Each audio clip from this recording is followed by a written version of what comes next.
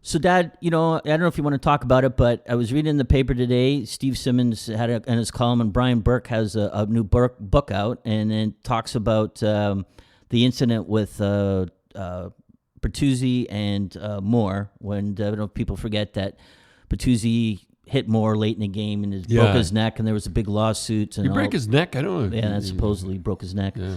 And so let me just jump in. Yeah, so you tell us, because you never really ever explained what you think. I never did. And this was a big incident. Oh, they arrested Bertuzzi. He went to court and all that. Deal, so, well, okay. The first Moore hit Naslund, and Naslund was leading the league, I think, at the time. I didn't mind it, but it was sort of a semi. Not a cheap shot, but he really corked him. Gave him a concussion. He missed a bunch of games. Yeah. Now Bertuzzi played on the wing with Naslund, and he is absolutely fuming over the whole thing because, first of all, he's his good friend, and Vancouver is playing. So excuse me, let me jump in for a sec. That there was no penalty, and he never Moore never got suspended or anything, so nothing happened. And he had been suspended. I think Bertuzzi would have been happy, but nothing happened. Nothing happened. So then they played, a month later or something. A month later, and Bertuzzi's still fuming over the whole thing. And Vancouver and Bertuzzi is playing for Vancouver, and I think they're getting hammered 8-2 or something. Yeah, by Colorado. At home. Colorado. So this is as a coach, I would never. If I was going to put on Moore with about 5 minutes to go, I would have had the big tough guy. What was he? 6'7"? Peter Rowell. Yeah, 6'7". He had 200 minutes in penalties. He was probably the toughest guy in the league at the time. He was.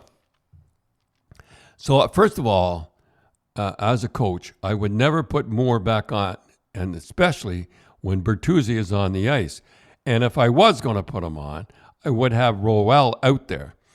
So sure enough, when I saw them go on, I said, what are you trying to prove putting Moore on there? Moore wasn't that type of, I mean, he hit once in a while, but he was just a player. He killed penalties in third and fourth line.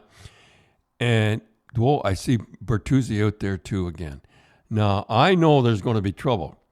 Now, I don't want to talk about the coaches and that, but first of all, Moore should have never been on the ice. Again, if he is on the ice, he should have Rowell on there. And if I did want to make Bertuzzi, if Bertuzzi's going to go on, I know I'm going to lose him because he's going to go after Moore.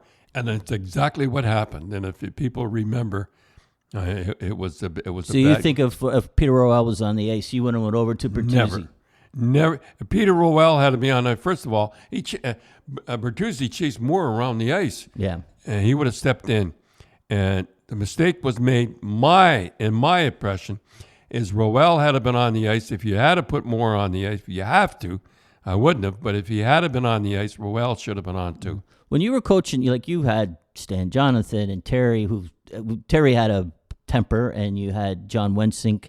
Al Secord, Cash, who had a temper, Schmatz, who had a temper. Yeah. Did you ever keep those guys off the ice because you knew that they were going to get in trouble, like if something was going to happen? I'm trying to think.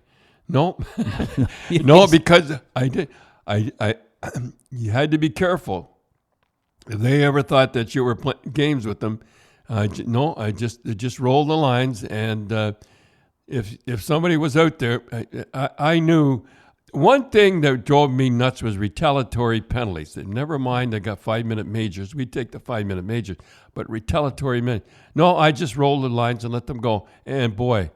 And we never embarrassed the other club.